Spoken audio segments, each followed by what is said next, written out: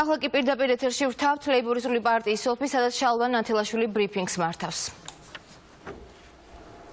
აზერბაიჯანიდან პოლიტიკურად დევნილი ჟურნალისტის გატაცება, რაც განხორციელდა თბილისის ცენტრში, წარმოადგენს ადამიანობისა და ჰუმანურობის წინააღმდეგ ჩადენილ დანაშაულს.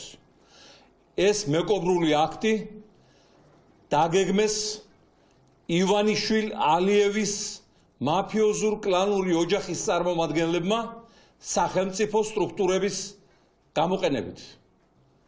აღნიშნულის გამო საფრთხის წინაშე დადგა საქართველოს ევროინტეგრაცია, უვიზო რეჟიმის ნორმალური განხორციელება, ინვესტიციების შემოდინება, ეკონომიკის მდგრადობა, ეროვნული ვალუტის სიმყარე და მე მაქვს თხოვნა ევროპის კავშირთან, ევროპის ქვეყნების ლიდერებთან აღნიშნულის გამო დასაჯონ არა საქართველო და ქართველი ხალხი, არამედ ქვეყნის კრიმინალი დე-ფაქტო მმართველი ივანიშვილი, რომლის კრიმინალური მილიარდები საბანკო ანგარიშებისა და აქციების სახით განფენილია მთელი ევროპის ტერიტორიაზე და რომელმაც საკუთარ ბიზნესს, საკუთარ მილიარდებს ამჯერადაც გადააყოლა ქვეყნის თითოეული მისი მოქალაქის, თითოეული ოჯახის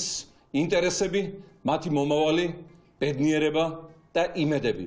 არავისთვის დასამალი არ გახლავთ, რომ კავკასიას დღეს მართავს ორი მაფიოზური ოჯახი, ალიევის და ივანიშვილის.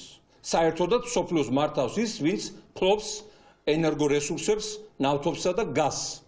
ორივე ოჯახი ქართველი და აზერბაიჯანელი ხალხის ხარჯზე დიდრდება და ალბათ ვერავინ მეტყვის სად მიდის საქართველოზე გამავალი ბაქო სუფსის, ბაქო ბათუმის ნავთობსადენებიდან შემოსული თანხა, სად მიემართება შახდენიზის თანხა, რომელიც საქართველოზე გადის, საით მიდის ბაქო ჯეიჰანის მილიარდები, რომელიც ასევე ჩვენი ტერიტორიის გათხრით შედეგად მიემართება მთელ მსოფლიოში. ალბათ არავინ იცის, სად ორთქლდება ასევე ასეულობით მილიონი დოლარი ტრანზიტის მიზნით საქართველოს ტერიტორიის გამოყენებისა აზერბაიჯანის შუა აზიის მიმართულებით, რამაც ჩვენი ქვეყნის ეკოლოგია გაანადგურა და ხალხის ჯანმრთელობას შეუქმნა საფრთხე.